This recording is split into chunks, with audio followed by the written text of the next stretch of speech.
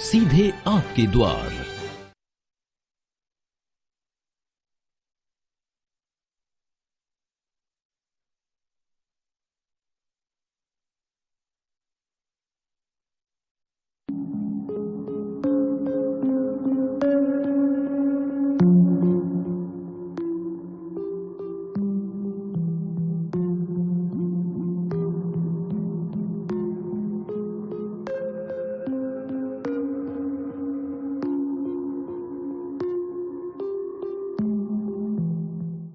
ನಮಸ್ಕಾರ ವೀಕ್ಷಕರೇ, ಕಲಬುರಗಿ ದೂರದರ್ಶನ ಕೇಂದ್ರ ಪ್ರಸ್ತುತ ಪಡಿಸುವ ಆರೋಗ್ಯ ಸಂಪದ ಕಾರ್ಯಕ್ರಮಕ್ಕೆ ತಮ್ಮೆಲ್ಲರಿಗೂ ಆತ್ಮೀಯ ಸ್ವಾಗತ.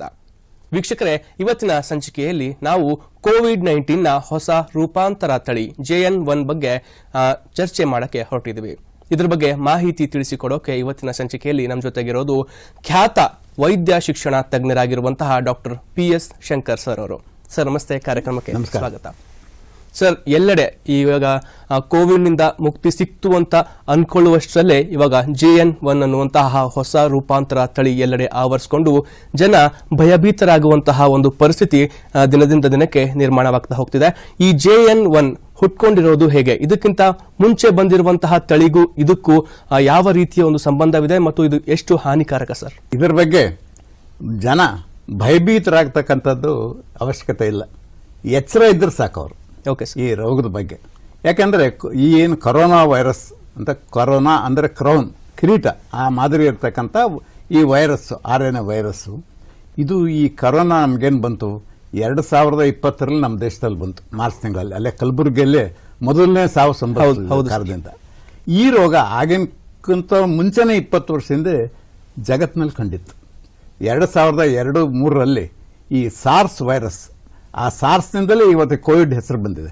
ಆ SARS virus severe acute respiratory syndrome, ತೀವ್ರತರವಾದ ಕೂರಾದ ಶ್ವಾಸಕೋಶಕ್ಕೆ ಸಂಬಂಧಪಟ್ಟ ಲಕ್ಷಣ ಕೊಟ್ಟ ಅಂತ. ಅದು ಚೀನಾದಲ್ಲೇ ಕಾಣ್ತು. ಅವಾಗ ಅನೇಕರಿಗೆ ಅದ್ರಲ್ಲಿ ತೀರ್ ಹೋದರು ಅದರಲ್ಲಿ ಆಗಿನ ಕಾಲಕ್ಕೆ. ಅದಾದ 10 ವರ್ಷದ ಮೇಲೆ 2012ರಲ್ಲಿ ಮೆರ್ಸ್ ಅಂತ, ಮಿಡ್ಲ್ ಈಸ್ಟ್ ರೆಸ್ಪಿರೇಟರಿ ಸಿಂಡ್ರೋಮ್, ಅದು ಮಧ್ಯಪ್ರಾಚ್ಯದಲ್ಲಿ ಒಂಟೆಗಳ ಮೂಲಕ ರೋಗ ಬರ್ತಕ್ಕಂಥದ್ದು ಅಂತಂದು ಆಗಿನ ಕಾಲಕ್ಕೂ ಬಂತು. ಅಂದರೆ ಕೊರೋನಾ ವೈರಸ್ಸು ಆಗಲೇ ಕಂಡಿತದ್ದು ಜಗತ್ತಿನಲ್ಲಿ.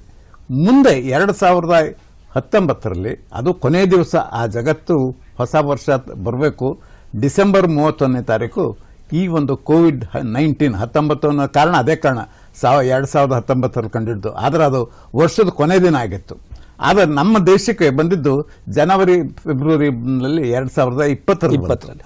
ಈ ರೋಗ ಆ ಕಾಲದಿಂದಲೂ ಬಂತಾ ಇದೆ. ಆಗ ನಾವೆಲ್ಲರೂ ಈ ರೋಗ ಬಂದಾಗ ನಮ್ಮ ಜನಕ್ಕೆ, ವೈದ್ಯರಿಗೆ ಈ ರೋಗದ ಚಿಕಿತ್ಸೆ ಹೇಗೆ ಮಾಡಬೇಕು ಅನ್ನೋದೇ ಗೊತ್ತಿರಲಿಲ್ಲ. ಯಾಕಂದ್ರೆ ಇದು ಜಗತ್ತಿನಲ್ಲೊಂದು ಸ್ಫೋಟದ ಮಾದರಿಯಲ್ಲಿ ಕಂಡು ಬಂತು. ಇಂಥ ರೋಗ ಹಿಂದೂ ಕೇಳಿರಲಿಲ್ಲ, ಮುಂದೂ ಕೇಳಿಲ್ಲ. ಈಗ ನಾವೆಲ್ಲ ಅಂತಿರ್ತೇವೆ, 1918ರಲ್ಲಿ ಇನ್ಫ್ಲೂಯೆನ್ಸಾ ವೈರಸ್, ಫ್ಲೂ ಎಪಿಡೆಮಿಕ್ ಜಗತ್ತಿನಲ್ಲಿ ಖಂಡಾಂತರವಾಗಿ ವ್ಯಾಪಿಸ್ತು. ಆ ಒಂದು ರೋಗವನ್ನು ಹೋಲ್ತಕ್ಕಂಥದ್ದು ಈ ಫ್ಲೂ, ಅದಕ್ಕಿಂತ ಹೆಚ್ಚು. ಆದರೆ ನೀವು ಇಮ್ಯಾಜಿನ್ ಮಾಡ್ರಿ, 1918ರಲ್ಲಿ ಜಗತ್ತು ಇಷ್ಟೊಂದು ವೈಜ್ಞಾನಿಕವಾಗಿ ಮುಂದುವರೆದಿರಲಿಲ್ಲ. ಒಂದು ಶತಮಾನದ ನಂತರ ಈ ರೋಗ ಬಂತು. ಅಷ್ಟೊತ್ತಿಗೆ ನಾವು ವೈಜ್ಞಾನಿಕವಾಗಿ, ತಾಂತ್ರಿಕವಾಗಿ ಬಹಳ ಮುಂದುವರೆದಿದ್ವಿ. ಆದ್ರೂ ಈ ಒಂದು ರೋಗ ನಾವು ಎದುರಿಸೋದು ಬಹಳ ಕಷ್ಟಪಟ್ವಿ. ತಮಗೆಲ್ಲ ಗೊತ್ತಿದೆ, ಊರು ಬಾಗಿಲು ಹಾಕಬೇಕಾಯ್ತು, ಜನಗಳ ಸಂಚಾರ ನಿಂತು ಹೋಯ್ತು, ಜನ ಒಬ್ರೊಬ್ರು ನೋಡ್ದಂಗಾಯ್ತು, ಮನೆ ಬಾಗಿಲುಗಳೆಲ್ಲ ಬಂದಾಯ್ತು, ಜನ ರಸ್ತೆಯಲ್ಲಿ ಓಡಾಡಲಿಲ್ಲ. ಈ ಥರ ಒಂದು ಭಯಾನಕ ವಾತಾವರಣ ಇತ್ತು.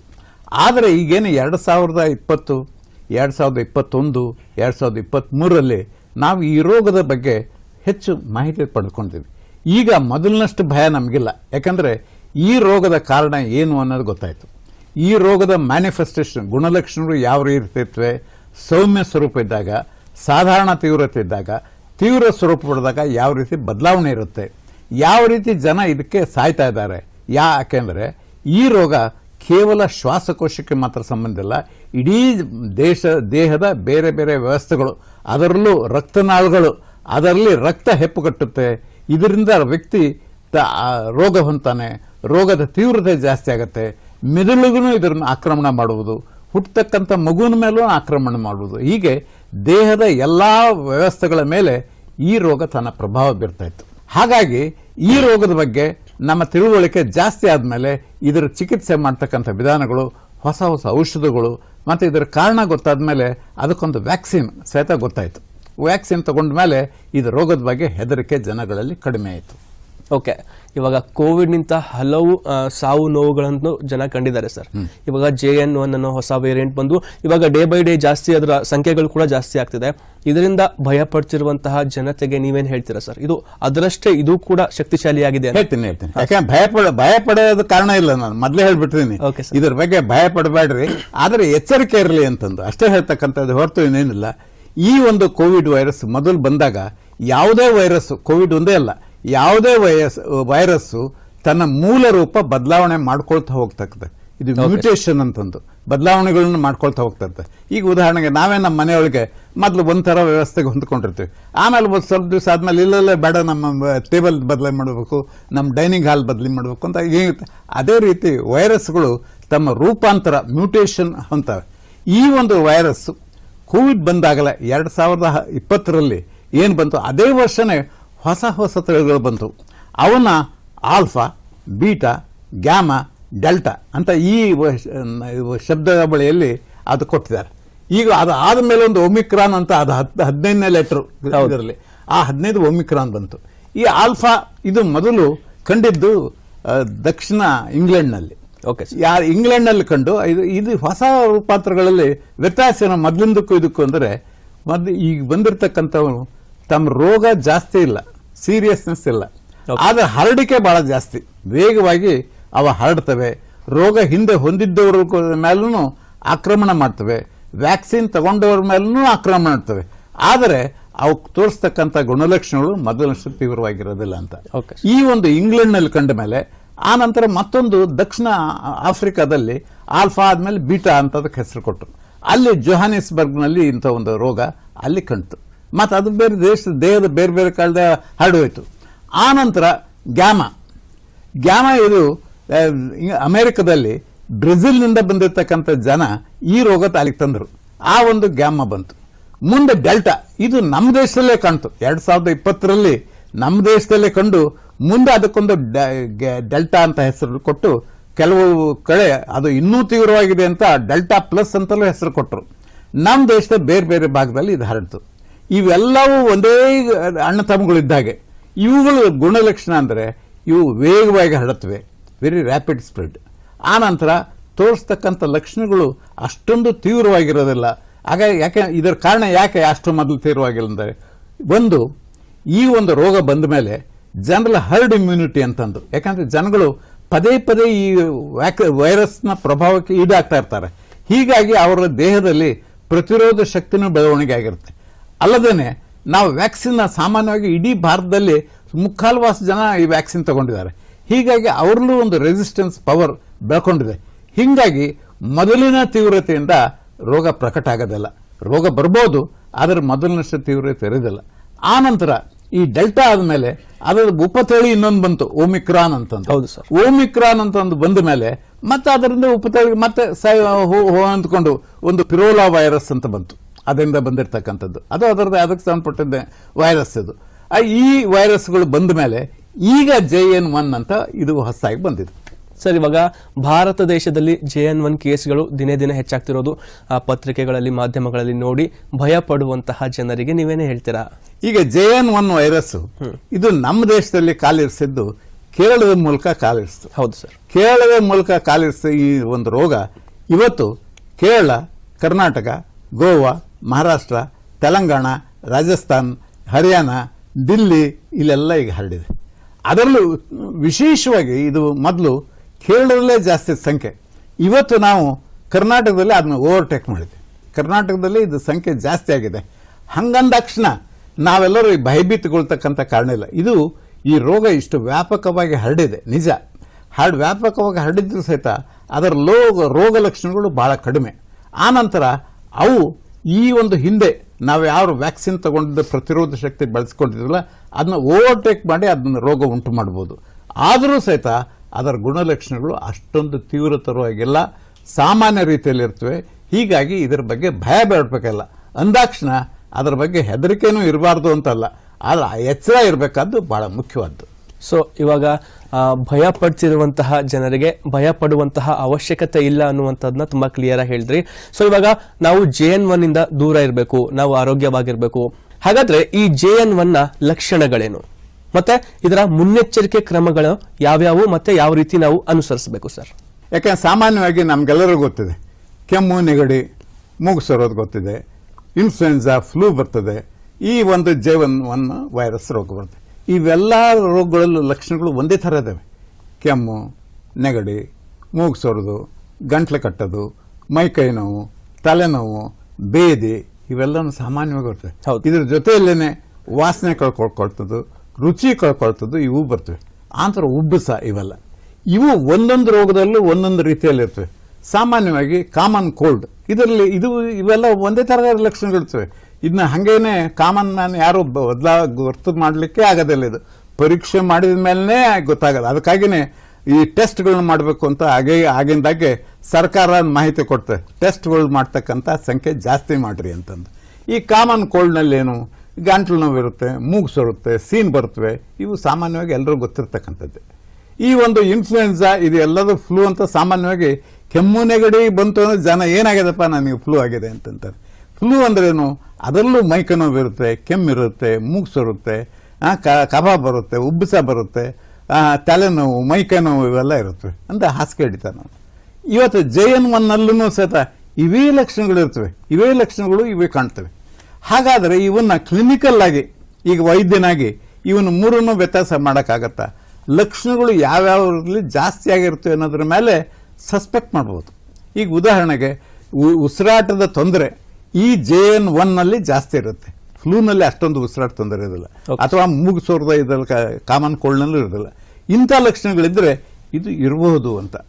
ಹಾಗಾಗಿ ಇಂಥ ರೋಗಗಳು ಇದಕ್ಕೆಲ್ಲ ಒಂದು ಮದ್ದು ಏನಂದರೆ, ಎಲ್ಲರೂ ಯಾರೇ ಆಗಲಿ ಈ ಥರದ ಲಕ್ಷಣಗಳು ಬಂದರೆ ಅವರು ತಮ್ಮ ಮನೆಗಳಲ್ಲಿ ಇರ್ತಕ್ಕಂಥದ್ದು ಬಹಳ ಮೇಲು. ಇದರಿಂದ ಅವರು ರೋಗವನ್ನು ಇತರರಿಗೆ ಹಬ್ಬಿಸೋದಿಲ್ಲ. ಅವರು ತಮ್ಮ ಮನೆಯಲ್ಲಿದ್ದರೆ ಮನೆಯಲ್ಲೇ ಇದ್ದರೂ ಸಹಿತ ಬೇರೆಯಾಗಿ ಒಂದು ಕೋಣೆಯಲ್ಲಿ ಅವರೇ ಸಪರೇಟ್ ಆಗಿದ್ದರೆ ಆ ರೋಗದ ಲಕ್ಷಣಗಳು ಕಡಿಮೆ ಆಗೋವರೆಗೂ ಅವರು ಬೇರ್ಪಟ್ಟಿರ್ತಕ್ಕಂಥದ್ದು ಬಹಳ ಮುಖ್ಯ. ಅದಕ್ಕೆ ಸೋಷಿಯಲ್ ಐಸೋಲೇಷನ್ ಅಥವಾ ಕ್ವಾರಂಟೈನ್ ಅಂತ ಶಬ್ದ ನಾವು ಅಂತಿದ್ವಲ್ಲ. ಗುಲ್ಬರ್ಗಾದಲ್ಲಿ ಕ್ವಾರಂಟೈನ್ ಹನುಮಾನ್ ದೇವಸ್ಥಾನ ಇದೆಲ್ಲ, ಕ್ವಾರಂಟೈನ್ ಇದೇ ಇದರಿಂದ ಬಂದಿರತಕ್ಕಂಥದ್ದು, ಕ್ವಾರಂಟೈನ್ ಆಗಿದೆ ಅದು. ಈ ಕ್ವಾರಂಟೈನ್ ಸೆಲ್ಫ್ ಕ್ವಾರಂಟೈನ್ ಮಾಡಿದರೆ ಈ ರೋಗ ಬೇರೆಯವರಿಗೆ ಹರಡೋದಿಲ್ಲ ಮತ್ತು ಅದರ ರೋಗದ ತೀವ್ರತೆ ಬೇಗ ಕಡಿಮೆ ಆಗುತ್ತೆ ಅಂತ ಅದನ್ನ ಹೇಳ್ಬೋದು. ಇದನ್ನ ನಾವು ಆಸ್ಪತ್ರೆಗೆ ಭೇಟಿ ಕೊಟ್ಟರೆ ಆಸ್ಪತ್ರೆಯಲ್ಲಿ ಇದನ್ನ ಟೆಸ್ಟ್ ಮಾಡೋಕೆ ಮತ್ತೆ ಇದಕ್ಕೆ ಯಾವ ರೀತಿಯಾಗಿರುವಂತಹ ಚಿಕಿತ್ಸೆ ನಮಗೆ ದೊರಕುತ್ತೆ ಸರ್? ಈಗ ನಾವು ಗೊತ್ತಾಗಿದೆ. ಈಗ ಕೋವಿಡ್ ಬಂದಾಗ ಏನು ಅವಾಗ ರ್ಯಾಪಿಡ್ ಆಂಟಿಜೆನ್ ಟೆಸ್ಟ್ ಅಂತಂದು ಇದು ಉಂಟು ಮಾಡ್ತಕ್ಕಂಥ ವೈರಸ್ ಏನಿದೆ ಅದನ್ನು ಗುರ್ತು ಮಾಡ್ಕೊಳ್ಳಕ್ಕೆ ಒಂದು. ಇನ್ನೊಂದು RT-PCR ಟೆಸ್ಟ್, ಇವು ರಿವರ್ಸ್ ಟ್ರಾನ್ಸ್ಕ್ರಿಪ್ಟೇಸ್ ಇದನ್ನ ಟೆಸ್ಟ್ ಮಾಡ್ತಾರೆ, ಇದನ್ನು ಕನ್ಫರ್ಮ್ ಮಾಡ್ತಕ್ಕಂಥದ್ದು. ಆದರೆ ಇವೆರಡೇ ಟೆಸ್ಟ್ಗಳಿಂದ ನಾವಿದು JN1 ಅಂತ ಹೇಳಕ್ಕಾಗೋದಿಲ್ಲ. ಅದಕ್ಕಾಗಿ ಬೇರೆ ಮತ್ತೆ ಟೆಸ್ಟ್ ಮಾಡಬೇಕಾಗುತ್ತೆ. ಅದರ ತಳಿ ಯಾವುದು, ಅದರದ್ದು ಯಾವ ಕುಟುಂಬಕ್ಕೆ ಸೇರ್ತಕ್ಕಂಥದ್ದು, ಇದನ್ನು ಜೆನೆಟಿಕ್ ಟೆಸ್ಟಿಂಗ್ ಮಾಡಬೇಕಾಗತ್ತೆ. ಸಾಮಾನ್ಯ ಮಾಡ್ತಕ್ಕಂಥದ್ರಲ್ಲಿ ಬರೀ ಇದು ಕೋವಿಡ್ ಲಕ್ಷಣಗಳಿರ್ತಕ್ಕಂಥ ವ್ಯಕ್ತಿ ಇದು ಕೋವಿಡ್ನಿಂದ ಬಂದಿರತಕ್ಕಂಥ ರೋಗ ಅಂತ ಅಷ್ಟೇ ಹೇಳ್ಬೋದೇ ಹೊರತು ಇದು ಜೆನೆಟಿಕ್ ಟೆಸ್ಟ್ ಮಾಡಿದ ಮೇಲೇ JN1 ಇದು ಇದರಿಂದ ಬಂದಿದೆ ಅಂತ, ಯಾವರಿಂದ ಬಂದಿದೆ ಅಂತ. ಯಾಕೆ ತಳಿ ಆದ್ಮೇಲೆ ಉಪತಳಿ, ಹೀಗೆ ಒಂದು ಕುಟುಂಬ ಆದ್ಮೇಲೆ ಜನ ಆದ್ಮೇಲೆ ಮತ್ತೆ ಅವ್ರ ಸಂಬಂಧಿಕರು, ಮತ್ತೆ ಅವ್ರ ಸಂಬಂಧಿಕರು, ಹಿಂಗೆ ಇದು ಆ ರೇಂಜ್ನಲ್ಲಿ ಬರ್ತದೆ. ಇದು ರೋಗ ಬಂದಿರತಕ್ಕಂಥವನ್ನು ದವಾಖಾನೆಗೆ ಅಡ್ಮಿಟ್ ಆಗಬೇಕಾಗಿಲ್ಲ. ಸಾಮಾನ್ಯ ಮೆಜಾರಿಟಿ ಆಫ್ ದಮ್ ಅವರು ಮನೆಯಲ್ಲೇ ತಮ್ಮ ಚಿಕಿತ್ಸೆ ಪಡಿಬೋದು. ಚಿಕಿತ್ಸೆ ಅಂದ್ರೇನು? ಎಲ್ಲರೂ ಬೇರೆಯವರಿಂದ ಬೇರೆ ಆಗಿರ್ತಕ್ಕಂಥದ್ದು, ಮನೆಯಲ್ಲಿ ಸಪ್ರೇಟ್ ಆಗಿರ್ತಕ್ಕಂಥದ್ದು, ಬೇರೆಯವ್ರಿಗೆ ಮಿಕ್ಸ್ ಕೆಮ್ಮಿ ನೆಗಡಿ ಸೀತು ಉದ್ದು ಮಾಡಿ ಅವ್ರಿಗೆ ಸೋಂಕನ್ನು ಹರಡಬಾರ್ದು. ಮತ್ತು ಈ ಸಾಮಾನ್ಯವಾಗಿ ಸಿಂಪ್ಟಮ್ಯಾಟಿಕ್ ಟ್ರೀಟ್ಮೆಂಟು, ಈಗೇನು ಗಂಟ್ಲು ನೋವು, ಮೈಕೈ ನೋವು ಇವಕ್ಕೆಲ್ಲ ಇರ್ತಕ್ಕಂಥ ಆಸ್ಪಿರಿನು, ಪ್ಯಾರಾಸಿಟಮೈಲ್ ಇಂಥ ಔಷಧಗಳು ಕೊಡ್ತಕ್ಕಂಥದ್ದು. ಏಕೆಂದರೆ ಇದು ವೈರಸ್ ಮೇಲೆ ಆಂಟಿಬಯೋಟಿಕ್ ಯಾವುದೋ ಇದು ಮಾಡೋದಿಲ್ಲ, ಅವೇನು ಬೇಕಾಗಿಲ್ಲ. ವಿಶ್ರಾಂತಿ, ಸಾಕಷ್ಟು ಒಳ್ಳೆಯ ಆಹಾರ ಮತ್ತು ಹೆಚ್ಚು ನೀರು ಇವನ್ನು ಕುಡಿದು ಆ ವ್ಯಕ್ತಿ ಆರೋಗ್ಯ ಹೊಂದ್ತಾನೆ. ದವಾಖಾನೆ ಮನೆಯಲ್ಲೇ ಇರ್ತಾರೆ. ಆ ನಂತರ ಇವನ್ನ ಪ್ರಿವೆಂಟ್ ಮಾಡ್ತಕ್ಕಂಥದ್ದು ಬಹಳ ಮುಖ್ಯವಾದ್ದು. ಬೇರೆಯವರಿಗೆ ಹರಡಬಾರ್ದು ಅಂತಂದು ನಾವೆಲ್ಲ ಹೇಳ್ತಿದ್ದೀವಿ. ಇದನ್ನ ನಾವು ಆಗಲೇ ಕಳಿಸ್ಬಿಡ್ತೀವಿ. ಕೋವಿಡ್ ಬಂದ ಮೇಲೆ ನಮಗೆಲ್ಲರಿಗೂ ಗೊತ್ತಾಗಿದೆ ಯಾವ ರೀತಿ ಇದನ್ನ ತಡೆಗಟ್ಟಬಹುದು ಅಂತಂದು. ಯಾಕಂದರೆ ಇದು ಶ್ವಾಸಕೋಶದ ಉಸಿರಾಟ ಮಂಡಲಕ್ಕೆ ಸಂಬಂಧಪಟ್ಟಿರ್ತಕ್ಕಂಥ ವೈರಸ್. ಅದು ವೈರಸ್ಸು ಕೆಮ್ಮಿದಾಗ ಸೀತಾಗ, ನಕ್ಕಾಗ, ಹಾಡಿದಾಗ, ಜೋರಾಗಿ ಮಾತಾಡಿದಾಗ ಹೊರಗೆ ನಮ್ಮ ತುಂತುರು ಹೊರಗೆ ಬರುತ್ತೆ. ಆ ತುಂತುರಿನಲ್ಲೇ ಒಂದು 5 ಮೈಕ್ರಾನ್ ಸೈಜ್, ಭಾಳ ಮೈನ್ಯೂಸ್ಕೂಲ್ನಲ್ಲಿ ಅದರಲ್ಲಿ ಇಂಥ ವೈರಸ್ ಇರುತ್ತೆ. ಅದು ಹತ್ತಿರ ಇದ್ದವನಿಗೆ ಅದು ಕೆಮ್ಮಿದರೆ ಅವನಿಗೆ ಹರಡುತ್ತೆ, ಗಾಳಿ ಮೂಲಕ ಅವನಿಗೆ ಬಂದು ಸೇರಿಕೊಳ್ಳುತ್ತೆ. ಆದ್ದರಿಂದ ಒಬ್ರೊಬ್ರು ಪರಸ್ಪರ ದೂರ ಇರಬೇಕು ಅಂತ, ಸೇಫ್ ಡಿಸ್ಟೆನ್ಸ್, ಒಂದು 6 ಅಡಿ ಆದರೂ ದೂರ ಇರಬೇಕು ಅಂತ. ನಮಗೂ ಅವ್ರಿಗೂ ಕುತ್ಕೋಬೇಕಾದ್ರೆ ದೂರ ಕುತ್ಕೋಬೇಕು ಅಂತಂದು ಸೇಫ್ ಡಿಸ್ಟೆನ್ಸ್, ಒಬ್ರಿಗೊಬ್ರಿಗೆ ಹತ್ತಿರ ಇರಬಾರ್ದು. ಅದಕ್ಕೆ ಗುಂಪುಗೂಡಬಾರ್ದು ಅಂತಾರೆ. ಅಲ್ಲಿ ಇಲ್ಲಿಗೆ ನೀವು ನೋಡ್ತೀರ, ಅಂಗಡಿ ಮುಂಗಟ್ಟುಗಳ ಮುಂದೆ, ಯಾವುದೇ ಜನಜಾತ್ರೆ ಮುಂದೆ ಎಷ್ಟು ಜನ, ಕ್ರಿಸ್ಮಸ್ ಮೊನ್ನೆ ಆಯಿತು, ನ್ಯೂ ಇಯರ್ ಡೇ ಆಯಿತು, ಎಷ್ಟು ಜನಸಂದಣಿ ಅಂದರೆ ಜನಸಂದಣಿ. ಅಂದರೆ ಅಲ್ಲಿ ಒಬ್ಬರಿಂದ ಇನ್ನೊಬ್ಬರಿಗೆ ರೋಗ ಹರಡು ಹೋಗುತ್ತೆ ಅನ್ನೋ ಒಂದು ಭಯ ಒಂದಿರುತ್ತೆ. ಇದು ತಪ್ಪಿಸ್ಬೇಕು ಅನ್ನೋ ದೃಷ್ಟಿಯಿಂದ ಇದನ್ನ ಹೇಳ್ತಾರೆ. ಇದು ಒಂದನೇದು. ಎರಡನೇದು, ಅದು ಮಾಸ್ಕ್ ಹಾಕೊಳ್ತಕ್ಕಂಥದ್ದು ನಮ್ಗಾಗಲೇ ಕಲ್ತ್ಬಿಟ್ಟೆ. ಕೋವಿಡ್ ಕಲಿಸಿದ ಪಾಠಗಳೇನು ಅಂತ ಯಾರಾದ್ರೂ ಕೇಳಿದ್ರೆ ಒಂದು ಮಾಸ್ಕ್ ಧಾರಣೆ. ಈ ಮಾಸ್ಕ್ ಧಾರಣೆಯಿಂದ ನಾವು ಬೇರೆಯವರಿಂದ ರಕ್ಷಣೆ ಪಡಿಬೋದು, ನಮ್ಮಿಂದಲೂ ಬೇರೆಯವರಿಂದ ರಕ್ಷಣೆ ದೊರೆಯುತ್ತೆ. ಈ ಮಾಸ್ಕ್ನ ಸದಾ ಧಾರಣೆ ಮಾಡಬೇಕು. ಎಲ್ಲರೂ ಗುಂಪಿನಲ್ಲಿ ಸೇರಿದಾಗ ನೀವು ಮಾಸ್ಕ್ ಹಾಕ್ಕೊಳ್ರಿ. ಮತ್ತು ಇದರಿಂದ ಈ ರೋಗ ನಿಮಗೂ ಬರೋದಿಲ್ಲ, ನಿಮ್ಮಿಂದ ಇನ್ನೊಬ್ರಿಗೂ ಹೋಗೋದಿಲ್ಲ. ಅದನ್ನು ಮಾಡಿರಿ ಅಂತಂದು ಇದನ್ನು ಹೇಳ್ತದೆ.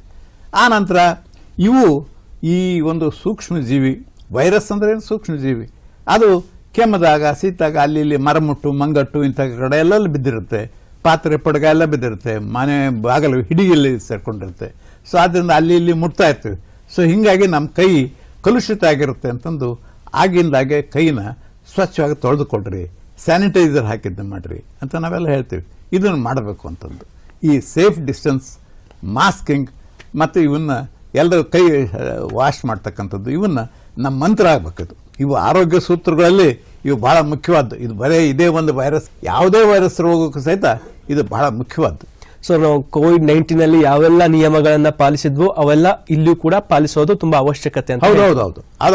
ಅದು ನಮ್ಮ ಜೀವನದಲ್ಲಿ ದೈನಂದಿನ ಜೀವನ ಅದು ಪಾಠ ಆಗ್ಬೇಕದು. ಇವನ್ ನಾವು we have to maintain it. ಇದು ಯಾಕಂದ್ರೆ ಇದು ಆ ಕೋವಿಡ್ ಕಲಿಸಿರ್ತಕ್ಕಂಥ ಕೆಲವು ಒಂದೇ ಲಕ್ಷಣಗಳು ಅಥವಾ ನಮ್ಮ ವಿಶೇಷವಾದ ಪಾಠಗಳು ಅಂದ್ರೆ ಇವೆಲ್ಲ ಇದಾವೆ. ಮಾಸ್ಕು, ಸೇಫ್ ಡಿಸ್ಟೆನ್ಸಿಂಗು, ಗುಂಪು ಕೂಡ್ತಾ ಇರ್ತಕ್ಕಂಥದ್ದು, ಕೈ ತಗೊಳ್ಳೋದು, ಇವೆಲ್ಲ ಇದ್ದೇ ಇರುತ್ತೆ. ಇವನ್ನು ಮಾಡಬೇಕು ಅಂತ ಇವಾಗಲೇ ಹೇಳಿದೆ ಸರ್. ಕೆಲವೊಂದು ಆಚರಣೆಗಳಲ್ಲಿ ಜನ ಗುಂಪಾಗಿ ಸೇರಿ ತುಂಬಾ ವಿಜೃಂಭಣೆಯಿಂದ ಆಚರಣೆಗಳನ್ನು ಮಾಡ್ತಾರೆ. ಆಚರಣೆ ಮಾಡೋದು ತಪ್ಪಲ್ಲ, ಹಂಗ ಹೇಳ್ಬಿಟ್ಟು ಗುಂಪಾಗಿ ಸೇರಿ ಈ ರೀತಿಯಾಗಿ ಎಲ್ಲರೂ ಒಂದೇ ಕಡೆ ಸೇರಿ ಒಬ್ಬರಿಂದ ಒಬ್ಬರಿಗೆ ವೈರಸ್ ಸ್ಪ್ರೆಡ್ ಮಾಡೋದು ಕೂಡ ತುಂಬಾ ದೊಡ್ಡ ತಪ್ಪಾಗುತ್ತೆ. ಸೊ ಅಂತವ್ರಿಗೆ ಏನ್ ಹೇಳ್ತೀರಾ ಸರ್? ಅದಕ್ಕೆ ಹೇಳಿದ್ನಲ್ಲ, ಮೊದಲೇ ಹೇಳಿದೆ, ಇದ್ರ ಬಗ್ಗೆ ಭಯ ಬೇಡ, ಎಚ್ಚರ ಇರಲಿ ಅಂತಂದು. ಆದ್ರಿಂದ ಎಲ್ಲ ಜನಗಳು ಅವರು ಇದ್ರ ಬಗ್ಗೆ ತಿಳುವಳಿಕೆ ಹೊಂದಿರಬೇಕು. ಯಾಕಂದ್ರೆ ಒಮ್ಮೆ ರೋಗ ಬಂದ ಮೇಲೆ ಒದ್ದಾಡೋದಕ್ಕಿಂತ ರೋಗ ಬಾರದೇ ಇರೋರಿಗೆ ಪ್ರಿವೆಂಟ್ ಮಾಡ್ತಕ್ಕಂಥದ್ದು ಬಹಳ ಮುಖ್ಯ. ರೋಗನ ಎಲ್ಲ ನಮ್ಮ ಹಿಂದಿನ ಕಾಲದಿಂದ ಹೇಳ್ತೀವಿ, ರೋಗ ಬಾರದೇ ಇರತಕ್ಕಂಥ ಮಾಡ್ತಕ್ಕಂಥದ್ದು ಅನೌನ್ಸ್ ಆಫ್ ಪ್ರಿವೆನ್ಷನ್. ಇದು ಮಾಡಿದರೆ ರೋಗ ಬಂದ ಮೇಲೆ ಅನುಭವಿಸ್ತಕ್ಕಂಥ ತೊಂದರೆ, ಯಾತನೆ ಅವ್ರ ರೋಗಿ ಒಬ್ಬನೇ ಇಲ್ಲ, ಇಡೀ ಕುಟುಂಬಕ್ಕೆ ತೊಂದರೆ ಆಗುತ್ತೆ. ಆದ್ದರಿಂದ ಈ ರೋಗ ಬಾರದೇ ಇರತಕ್ಕ ತಡೆಗಟ್ಟಲಿಕ್ಕೆ ಈ ಒಂದು ಪರಿಣಾಮಕಾರಿಯಾದ ಪ್ರಿವೆಂಟಿವ್ ಮೆಷರ್ಸ್ ಇವನ್ನ ಅಡಾಪ್ಟ್ ಮಾಡಬೇಕು. ಒಂದು ಏನು ನಮ್ಮಲ್ಲಿ ಆಗಿದೆ ಅಂದರೆ, ನಾವು ಕಳೆದ ಬಾರಿ ಕೋವಿಡ್ ಖಂಡಾಂತರ ಪಡೆಗಿದ್ದ ಕಾಲದಲ್ಲಿ ದೇಶದ ಹೆಚ್ಚು ಜನ ವ್ಯಾಕ್ಸಿನ್ ಪಡೆದ್ರು. ಫಸ್ಟ್ ಡೋಸ್ ತಗೊಂಡ್ರು, 2ನೇ ಡೋಸ್ ತಗೊಂಡ್ರು. ಇವ್ರು ತಗೊಂಡ ಮೇಲೆ ರೋಗದ ತೀವ್ರತೆ ಕಡಿಮೆ ಆಯ್ತು. ಆ ನಂತರ ಅದ್ರ ಜೊತೆಯಲ್ಲಿ ನಮ್ಮೆಲ್ಲರಿಗೂ ಒಂದು ಇದ್ರ ಬಗ್ಗೆ, ಈ ರೋಗದ ಬಗ್ಗೆ ಒಂದು ರೆಸಿಸ್ಟೆನ್ಸ್ ಪವರ್ ಡೆವಲಪ್ ಆಗಿದೆ. ಎರಡನೇದು, ಈ ಒಂದು ಸೋಂಕು ದೇಶ ತುಂಬ ಅಲ್ಲಿ ಇಲ್ಲಿ ಹರಡು ಹೋಗಿರುತ್ತೆ. ಹೀಗಾಗಿ ಹರ್ಡ್ ಇಮ್ಯುನಿಟಿ ಅಂತ ಇಡೀ ಜನಸಮುದಾಯ ಈ ರೋಗದ ಬಗ್ಗೆ ತನ್ನ ಪ್ರತಿರೋಧ ಶಕ್ತಿಯನ್ನು ಬೆಳೆಸ್ಕೊಂಡಿರ್ತದೆ. ಈ ಒಂದು ವ್ಯಾಕ್ಸಿನಿಂದ ಬಂದಿರತಕ್ಕಂಥದ್ದು ಮತ್ತು ನೈಸರ್ಗಿಕವಾಗಿ ಬಂದಿರತಕ್ಕಂಥ ವೈರಸ್ನಿಂದ ಹರಡಿರ್ತಕ್ಕಂಥ ರೋಗದಿಂದ ಬಂದಿರತಕ್ಕಂಥ ಬಳುವಳಿ ಇವೆಲ್ಲ ಈ ಒಂದು ರೆಸಿಸ್ಟೆನ್ಸ್ ಪವರ್ ಬಂದಿದೆ. ಹೀಗಾಗಿ ಈ ಒಂದು J11 ಇರಲಿ, ಓಮಿಕ್ರಾನ್ ಇರಲಿ, ಆಲ್ಫಾ ಇರಲಿ, ಬೀಟಾ ಇರಲಿ, ಡೆಲ್ಟಾ ಇರಲಿ, ಗ್ಯಾಮಾ ಇರಲಿ, ಯಾವುದೇ ವೈರಸ್ ಬಂದರೂ ಸಹಿತ ಅದನ್ನು ಎದುರಿಸ್ತಕ್ಕಂಥ ಸಾಮರ್ಥ್ಯ ನಮ್ಮೆಲ್ಲರಿಗೂ ಬಂದಿದೆ, ಬಳುವಳಿಗೆ ಬಂದಿದೆ. ಹಾಗಂತ ನಾವು ಇದ್ರ ಬಗ್ಗೆ ಎಚ್ಚರ ವಹಿಸಬಾರ್ದು ಅಂತ ಇಲ್ಲ. ಅದರ ಬಗ್ಗೆ ಎಚ್ಚರ ಇದ್ದು ನಾವು ಈ ಬಾಕಿ hand washing, masking, safe distancing ಇವನ್ನೆಲ್ಲನೂ ಕಾಪಾಡಬೇಕಾಗತ್ತೆ. ಕಾಪಾಡಿದರೆ ಯಾವುದೇ ಈ ರೋಗದ ಬಗ್ಗೆ ಏನು ಭಯ ಬೇಕಾಗಿಲ್ಲ. ಯಾಕಂದ್ರೆ ಮುಂದೆ ಈ ಕೋವಿಡ್ ಏನಿದೆಯಲ್ಲ, ಇದು ನಮ್ಮ ದೇಶ ಬಿಟ್ಟು ಕೋವಿಡ್ ಹೋಗಿರ್ಬೋದು, ಆದರೆ ಕೊರೋನಾ ವೈರಸ್ ಇದೆಯಲ್ಲ ಅದು ಏನು ಹೋಗೋದಿಲ್ಲ. ಕೋವಿಡ್ ಹೋದರೂ ಸಹಿತ ಕೊರೋನಾ ವೈರಸ್ ನಮ್ಮ ಜೊತೆಯಲ್ಲಿ ನಮ್ಮ ಜೀವನದ ಭಾಗವಾಗಿ ಪರಿಣಮಿಸಿದೆ. ಬೇರೆ ವೈರಸ್ಗಳ ಥರ ಅದನ್ನು ನಮ್ಮ polio, chicken pox, chicken pox, measles ಇಂಥವೆಲ್ಲ ಇದಾವಲ್ಲ, ಆ ಥರ ಇದು ಒಂದು ವೈರಸ್ಸು ನಮ್ಮ ಜೊತೆಯಲ್ಲಿ ನಮ್ಮ ಜೀವನದ ನಮ್ಮ ದೈನಂದಿನ ಭಾಗವಾಗಿ ಪರಿಣಮಿಸಿದೆ. ಆದ್ದರಿಂದ ಕೋವಿಡ್ ಹೋದರೂ ಸಹಿತ ಕೊರೋನಾ ವೈರಸ್ ನಮ್ಮ ಸುತ್ತಮುತ್ತಲೇ ಇರುತ್ತೆ. ಆದರೆ ಅದರ ಮೊದಲಿನ ತೀವ್ರತೆ ಇರೋದಿಲ್ಲ. ಎಲ್ಲೇ ಹೆಸರು ತಪ್ಪಿ ಯಾವುದೇ ಕಾಯಿಲೆ ತಗೊಳ್ರಿ, ಒಂದು ಸಣ್ಣ ಕಾಯಿಲೆ ಅನೇಕ ಬಾರಿ ಅದು ಮಾರಣಾಂತಿಕ ಆಗುತ್ತೆ. ಹಾಗೆ ಇಂಥ ಕೋವಿಡ್ ಸಹಿತ ಕೊರೋನಾ ವೈರಸ್ನಿಂದಲೂ ಆಗಬಹುದು. ಅವು ಎಕ್ಸೆಪ್ಷನ್. ಹಂಗಂದಾಕ್ಷಣ ನಾವು ಇದ್ರ ಬಗ್ಗೆ ಭಯಭೀತರಾಗಬೇಕು ಅಂತಲ್ಲ, ಅದ್ರ ಬಗ್ಗೆ ಎಚ್ಚರ ಇದ್ದರೆ ಸಾಕು. ಸರ್, ಆರೋಗ್ಯ ಹದಗೆಟ್ಟಾಗ ಒಂದು ಮಾತ್ರೆ ತಗೊಂಡು ಮನೆಯಲ್ಲೇ ಕೂತ್ಕೊಂಡು ನನಗೆ ವಾಸಿ ಆಗುತ್ತೆ ಅಂತ ಅಂದ್ಕೊಂಡು ಮನೆಯಲ್ಲೇ ಕೂಡೋರ್ಗೆ ಆಸ್ಪತ್ರೆಗೆ ವಿಸಿಟ್ ಕೊಡೋದು ಎಷ್ಟು ಮುಖ್ಯ ಅಂತ ನೀವು ಹೇಳ್ತೀರಾ? ಇದು ಈಗ ಈ ರೋಗ ಯಾರಲ್ಲಿ ವಿಶೇಷವಾಗಿ ಕಾಣುತ್ತೆ? ಮಕ್ಕಳಲ್ಲಿ ಕಾಣ್ಬೋದು, ವಯಸ್ಸಾದವ್ರಲ್ಲಿ ಕಾಣ್ಬೋದು. ವಯಸ್ಸಾದವರು ಅಲ್ಲದೆ ಅನೇಕ ಕೋ ಎಕ್ಸಿಸ್ಟಿಂಗ್ ಆರ್ ಕೋ ಮಾರ್ಬಿಡಿಟಿ ಡಿಸೀಸ್, ಹೃದಯಕ್ಕೆ, ಶ್ವಾಸಕೋಶಕ್ಕೆ, ಮೂತ್ರಪಿಂಡಕ್ಕೆ ಇಂಥ ರೋಗಗಳು ಇದ್ದವರು, ಅವರಲ್ಲಿ ಇಮ್ಯುನಿಟಿ ಅದರಲ್ಲಿ ಶಕ್ತಿಯನ್ನು ಕಳೆದುಕೊಂಡಿರ್ತಕ್ಕಂಥ ವ್ಯಕ್ತಿಗಳಲ್ಲಿ ಇಂಥ ರೋಗ ಬರ್ಬೋದು, ವೃದ್ಧರಲ್ಲಿ. ಸೊ ಹೀಗಾಗಿ ಅವರು ಇದರ ಬಗ್ಗೆ ಸೇಫ್ಟಿ ಮೆಷರ್ಸ್ನ ಅಡಾಪ್ಟ್ ಮಾಡ್ಕೋಬೇಕು. ಸಕ್ಕರೆ ಕಾಯಿಲೆ ಇರ್ತಕ್ಕಂಥದ್ದು ಸುಲಭವಾಗಿ ಇಂಥ ರೋಗ ಹರಡುತ್ತೆ. ಆದ್ದರಿಂದ ಇವರು ಈ ರೋಗದ ಬಗ್ಗೆ ವಿಶೇಷ ಗಮನ ಕೊಟ್ಟು ಕಾಳಜಿ ವಹಿಸಿ ಅದರಿಂದ ರಕ್ಷಣೆ ಪಡೀತಕ್ಕಂಥ ಮಾರ್ಗದರ್ಶಕ. ಆಗಲೇ ಹೇಳಿದ್ದೀನಿ, ನಮ್ಮ ದೇಶದಲ್ಲಿ ಹೆಚ್ಚಾಗಿ ನಾವೆಲ್ಲರೂ ವ್ಯಾಕ್ಸಿನ್ ತಗೊಂಡಿದ್ದಾರೆ. ಅನೇಕರು ವ್ಯಾಕ್ಸಿನ್ ತಗೊಂಡಿದ್ರೆ ನಾವೆಲ್ಲ ಆರಾಮಾಗಿದ್ದೀವಿ ಅಂತ ತಿಳ್ಕೊಬೇಕಾಗಿಲ್ಲ. ಆದರೂ ಈ ಒಂದು ರೋಗ ವೈರಸ್ ಬರ್ಬೋದು. ಅದಕ್ಕಾಗಿ ಬಂದಾಗ ಅವನು ಮನೆಯಲ್ಲೇ ಇರಬೇಕು ಅಂತ ಹೇಳಿದೆ. ಏಕೆಂದರೆ ಎಲ್ಲ ರೋಗಗಳಲ್ಲಿ ಅದಕ್ಕೇನು ಹೆಚ್ಚಿನ ವಿಶೇಷವಾದ ಚಿಕಿತ್ಸೆ ಏನು ಬೇಕಾಗಿದಲ್ಲ, ಸೆಲ್ಫ್ ಐಸೋಲೇಷನ್ಗಿದ್ದು ಕೆಲವೊಂದು ಅವು ಸಿಂಪ್ಟಮ್ಯಾಟಿಕ್ ಯಾವ ಬರುತ್ತೆ ಅವಕ್ಕಷ್ಟು ಮಾತ್ರ ತಗೊಂಡು ವೈದ್ಯರ ಸಲಹೆ ಪಡಿಬಹುದು. ಈಗ ಯಾಕಂದ್ರೆ ಟೆಲಿಫೋನ್ ಮೂಲಕನೂ ವೈದ್ಯರ ಸಲಹೆ ಪಡಿಬಹುದು. ನಾವು ಅವರ ವೈದ್ಯರನ್ನ ಸಲಹೆ ಪಡೆದು ಮನೆಯಲ್ಲಿ ಇದ್ದು ಬೇರೆಯವರು ಹರಡ್ದಂಗೆ ನಾವು ಮನೆಯಲ್ಲೇ ಹೋಮ್ ಐಸೋಲೇಷನ್ ಆಗಿದ್ರೆ ಇದ್ರ ಬಗ್ಗೆ ಏನು ಹೆದರಿಕೆ ಇಲ್ಲ, ಏನು ಹಂಚಬೇಕಾಗಿಲ್ಲ. ಓಕೆ ಸರ್, ಹೊಸ ರೂಪಾಂತರಿ ಬಂತು, ಮತ್ತೆ ಏನಾದ್ರೂ ಹೊಸ ವ್ಯಾಕ್ಸಿನ್ ಏನಾದ್ರೂ ಬರುತ್ತಾ, ನಾವೇನಾದ್ರೂ ಮತ್ತೆ ವ್ಯಾಕ್ಸಿನ್ ತಗೋಬೇಕಾ ಅನ್ನುವಂತಹ ಪ್ರಶ್ನೆಗೆ ಏನು ಉತ್ತರ ಕೊಡಿ? ಇಲ್ಲ, ರೂಪಾಂತರಿಗಳಿಗೆಲ್ಲನೂ ಒಂದು ವ್ಯಾಕ್ಸಿನ್ ಮಾಡೋ ಕಾರಣ ಅವಶ್ಯಕತೆ ಇಲ್ಲ. ಯಾಕಂದ್ರೆ ಮೂಲ ವೈರಸ್ ವಿರುದ್ಧ ನಾವು ಈಗಾಗಲೇ ಒಂದು ತಯಾರು ಮಾಡಿದ್ವಿ. ಇವೆಲ್ಲ ಅದೇ ಕುಟುಂಬಕ್ಕೆ ಸೇರ್ತಕ್ಕಂಥವು, ಅದೇ ಕುಟುಂಬದ ತಳಿಗಳು, ಉಪತಳಿಗಳು. ಆದ್ರಿಂದ ಅವಕ್ಕೆಲ್ಲದಕ್ಕೂ ಒಂದೊಂದು ಹೊಸ ವೈರಸ್ ಬಂದಾಗ ಅದಕ್ಕೆ ಮತ್ತೊಂದು ವ್ಯಾಕ್ಸಿನ್ ತಯಾರು ಮಾಡೋ ಅವಶ್ಯಕತೆ ಇಲ್ಲ. ಮೊದಲೇನು ನಾವು ಮಾಡಿದ್ವಿ ಅವನ್ನ ಪಡೆದುಕೊಂಡ್ರೆ ಸಾಕು. ಅದರಿಂದ ರಕ್ಷಣೆ ಬೆಳವಣಿಗೆ ಹೊಂದದು ನಮ್ಮಲ್ಲಿ. ಆದ್ದರಿಂದ ಹೊಸ ವೈರಸ್ ಬಂದಾಗ ಅದಕ್ಕೊಂದು ಹೊಸ ಒಂದು ವ್ಯಾಕ್ಸಿನ್ ಮಾಡಬೇಕು ಅಂದ್ರೆ ಅದು ದೊಡ್ಡ ಖರ್ಚಿನ ಬಾಬತ್ತು, ಅದು ಸಾಧುವಲ್ಲ. ಅದು ನಾವು ಮೊದಲೇನು ತಗೊಂಡಿದ್ವಿ ಅದನ್ನೇ ಈಗೇನು ಪ್ರಶ್ನೆ ಒಂದೊಂದ್ಸಾರಿ ಕೇಳ್ತಾ ಇರ್ತಾರೆ, ಈ ದೇಶದಲ್ಲಿ 3ನೇ ಬಾರಿ ಮತ್ತೊಂದು ವ್ಯಾಕ್ಸಿನ್ ಕೊಡ್ಬೇಕಾಗಿದೆ, ಹಳೆ ನಾವೇನು ತಗೊಂಡಿದ್ವಿ ಕೋವಿಡ್ ವ್ಯಾಕ್ಸಿನ್ ಅಂತ ಅಂದಾರೆ. ಅದನ್ನ ರೋಗದ ಬಹುಶಃ ಇಂಥ ರೋಗ ಜಾಸ್ತಿ ಆದರೆ ಬಹುಶಃ ವಯಸ್ಸಾದವ್ರಿಗೆ ಅಥವಾ ಇಮ್ಯುನಿಟಿ ಇಲ್ಲದೆ ಇರತಕ್ಕಂಥ ವ್ಯಕ್ತಿಗಳಿಗೆ ಇದನ್ನು ಕೊಡೋ ವಿಚಾರ ಮಾಡಬಹುದು ಅಂತಂತು. ಇಂಥ ಅಷ್ಟೇ ಹೊರತು ಎಲ್ರಿಗೂ ಇದನ್ನು ಕೊಡಬೇಕು ಅಂತ ಏನಿಲ್ಲ, ಕಂಪಲ್ಸರಿಯಾಗಿ ತಗೋಬೇಕು ಅನ್ನೋದೇನಿಲ್ಲ. ಸೊ ಇಮ್ಯುನಿಟಿ ಪವರ್ ಏನಾದ್ರೂ ಕಮ್ಮಿ ಇದ್ರೆ ಅಂತವ್ರಿಗೆ ಕೊಟ್ರೆ ಕೊಡಬಹುದು ಮುಂದೆ. ಸೊ ಇದರ ತೀವ್ರತೆ ಏನಾದ್ರೂ ಜಾಸ್ತಿ ಆದ್ರೆ. ಕೊನೆಯದಾಗಿ ಈ JN1 ಬಗ್ಗೆ ಫೈನಲ್ ಆಗಿ ನೀವು ನಮ್ಮ ವೀಕ್ಷಕರಿಗೆ ಏನ್ ಹೇಳಕ್ ಇಷ್ಟಪಡ್ತೀರಾ ಸರ್? ನಮ್ಮ ದೇಶದಲ್ಲಿ ನಾವೆಲ್ಲ COVID-19 ಈ ರೋಗ ನಾವೆಲ್ಲರೂ ಕಂಡಿದ್ದೀವಿ. ಇದ್ರ ಬಗ್ಗೆ ಎಲ್ಲರೂ ಭಯಭೀತರಾಗಿದ್ವಿ. ದೇಶದಿಂದ 2020, 21, 22 ಇದರಲ್ಲಿ ಈ ರೋಗದ ಪರಾಕಾಷ್ಠೆ ನಾವು ನೋಡಿದ್ವಿ. ಆ ರೋಗ ಇವತ್ತು ಹಿಮ್ಮೆಟ್ಟಿದೆ. COVID-19 ಅನ್ನೋದು ರೋಗ ಹೋಗಿದೆ. ಆದರೆ ಅದರ ಉಪತಳಿಗಳು ಅದರಲ್ಲಿ JN1 ಸಹಿತ ಈಗ ಸೇರ್ಕೊಂಡಿದೆ. ಅದು ರೋಗವನ್ನು ಆಗಿಂದಾಗೆ ತೋರಿಸ್ತದೆ. ಅಂದರೆ ಕೋವಿಡ್ ದೇಶದಿಂದ ಹೋದರೂ ಸಹಿತ ಕೊರೋನಾ ವೈರಸ್ ದೇಶದಲ್ಲಿ ಉಳಿದಿದೆ. ಆ ಕೊರೋನಾ ವೈರಸ್ ತಳಿಗಳೇ ಇವೆಲ್ಲ ಆಗಿಂದಾಗೆ ತಲೆ ಎತ್ತಾ ಇರ್ತವೆ. ಅದರ ಮೊದಲಿನದಷ್ಟು ತೀವ್ರತೆ ಇರೋದಿಲ್ಲ. ಅದರ ಬಗ್ಗೆ ನೀವ್ಯಾರು ಭಯ ಪಡಬೇಕಾಗಿಲ್ಲ. ಅದರ ಬಗ್ಗೆ ಎಚ್ಚರಿಕೆ ಇರ್ತಿ. ನಮಗೆಲ್ಲ ಗೊತ್ತಿದೆ ಇದನ್ನ ಯಾವ ರೀತಿ ಪ್ರಿವೆಂಟ್ ಮಾಡೋದು, ಒಬ್ಬರಿಂದ ಇನ್ನೊಬ್ಬರಿಗೆ ಹರಡೋದು ಪ್ರಿವೆಂಟ್ ಮಾಡ್ಬೋದು. ಆ ಕ್ರಮಗಳನ್ನು ನಾವು ಅನುಸರಿಸಿದ್ರೆ ಸಾಕು, ಏನು ಭಯ ಇರಲ್ಲ. ಸೊ ಓಕೆ ಸರ್, ಇವಾಗ ತುಂಬಾ ಫಾಸ್ಟ್ ಆಗಿ ಸ್ಪ್ರೆಡ್ ಆಗ್ತಿದೆ. ಆ ಸ್ಪ್ರೆಡ್ ಆಗಬಾರ್ದು ಅಂದ್ರೆ ಏನ್ ಮಾಡಬೇಕು ಅನ್ನುವಂತಹ ಒಂದು ವಿಚಾರವನ್ನ ತುಂಬಾ ಕ್ಲಿಯರ್ ಆಗಿ ತಿಳಿಸ್ಕೊಟ್ರಿ ನೀವು. ಸೊ ಗುಂಪಾಗಿ ಎಲ್ಲಿ ಸೇರ್ತೀವೋ ಅಲ್ಲಿ ಮಾಸ್ಕ್ಗಳನ್ನು ನಾವು ಕಡ್ಡಾಯವಾಗಿ ಧರಿಸಬೇಕು, ಹ್ಯಾಂಡ್ ವಾಶ್ ಮಾಡಬೇಕು ಅಂತ ಹೇಳಿದ್ರಿ. ಸೊ ಇದೇ ರೀತಿಯಾಗಿ ನಾವು ತುಂಬಾ ಮುನ್ನೆಚ್ಚರಿಕೆಯಿಂದ ಇದರಿಂದ ತುಂಬಾ ಸೇಫ್ ಆಗಿ ಇದಕ್ಕೆ ಏನೆಲ್ಲ ಮಾಡಬೇಕು ಅನ್ನೋದನ್ನು ಕೂಡ ಇವತ್ತಿನ ಸಂಚಿಕೆಯಲ್ಲಿ ನೀವು ನಮಗೆ ತಿಳಿಸ್ಕೊಟ್ರಿ.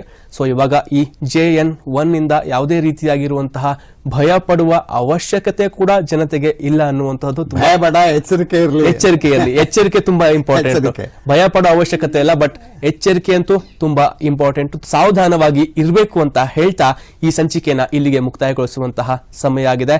ಡಾಕ್ಟರ್ ನಾಡೋಜ PS ಶಂಕರ್ ಸರ್ ಅವರು ಇವತ್ತಿನ ಸಂಚಿಕೆಯಲ್ಲಿ ತಮ್ಮ ಅಮೂಲ್ಯವಾದಂತಹ ಸಮಯವನ್ನ ನಮಗೆ ಕೊಟ್ಟು ನಿಮಗೆ ಒಂದು ಉತ್ತಮವಾಗಿರುವಂತಹ ಮಾಹಿತಿನ ಕೊಟ್ಟಿದ್ದಾರೆ ಅಂತ ಹೇಳ್ತಾ ಈ ಸಂಚಿಕೆ ಇಲ್ಲಿಗೆ ಮುಕ್ತಾಯಗೊಳಿಸ್ತಾ ಇದ್ದೀನಿ.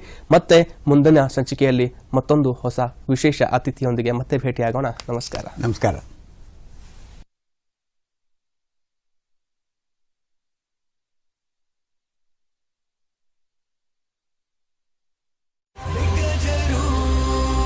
ಕನ್ನಡಕ್ಕೊಬ್ಬನೇ ರಾಜ್ಕುಮಾರ್.